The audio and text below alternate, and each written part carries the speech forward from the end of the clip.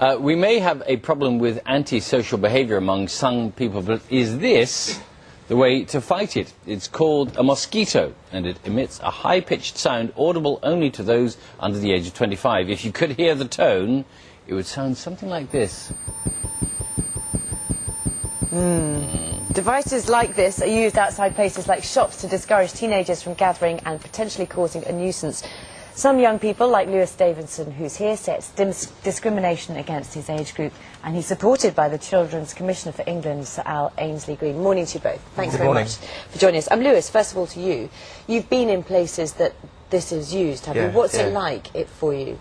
It's very unpleasant. It's used around shop areas usually, like well-lit areas where people tend to gather together. And it's a really unpleasant noise that anyone who can actually hear it would actually move on to probably a less well-lit area. So Al, what is the shopkeeper to do then if he has a problem with young people hanging around outside who may not be up to doing bad things, but on the other hand maybe, and their presence can be, some people would say, slightly intimidating? What else are they supposed to do? Well, it's a very good question, but my job as the Independent Children's Commissioner is to make sure the concerns of young people are taken seriously, and we've had countless stories from across the country who are law-abiding, who are not causing problems, who are very angry about the thousands of these devices being installed. It's indiscriminate.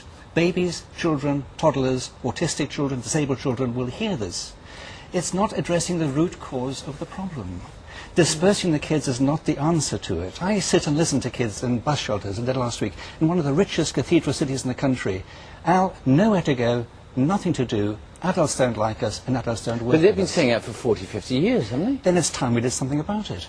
And things can be done about it, as these young people in Corby have so ably demonstrated. Dispersing kids is not the answer. So I want to know where these things are, and I'm going to hold MPs, local authorities, police authorities to account. What are you doing in your localities to address these problems? Lewis, you talk about sort of being dispersed, being moved on. So that's the when you hear one of these outside a shop. That's, I mean, you literally physically have to move away from it, do you? And you talk about where do you go to then if you can't be outside the shop? Where do young people go? Well, there really is nowhere to go apart from just other areas, probably in a housing estates where that could be even more of a problem than outside the shop, because outside the shop it's more public, but it could become more personal if it's outside someone's property.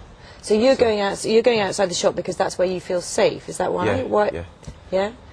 Mainly because it's lit and there's no chance of anything happening if it's outside the shop. Would you not agree though that to older people, particularly older and frail people, coming up to a shop and seeing a bunch of young people hanging around, sort of laughing, having a good time, that can be a bit intimidating, can't it? Yeah, I agree with them. It can be intimidating, but there is really nothing else to do.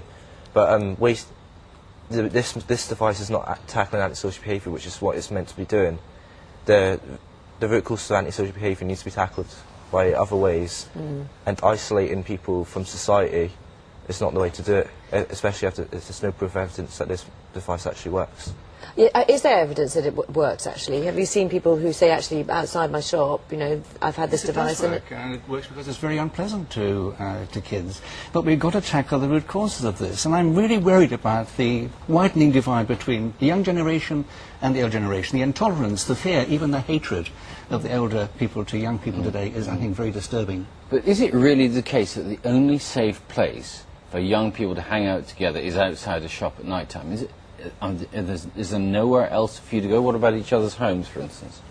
Well, where I live, I'm actually very lucky, because where I live, there's been places open for people to go, but it's not the case for everywhere in Corby, because there is actually a youth centre where people can go now. Things can be done. There are fantastic examples in Sefton, Liverpool, or Mexborough in Yorkshire, where the local authority and community have come together to actually help their kids, but that is not the norm across the country.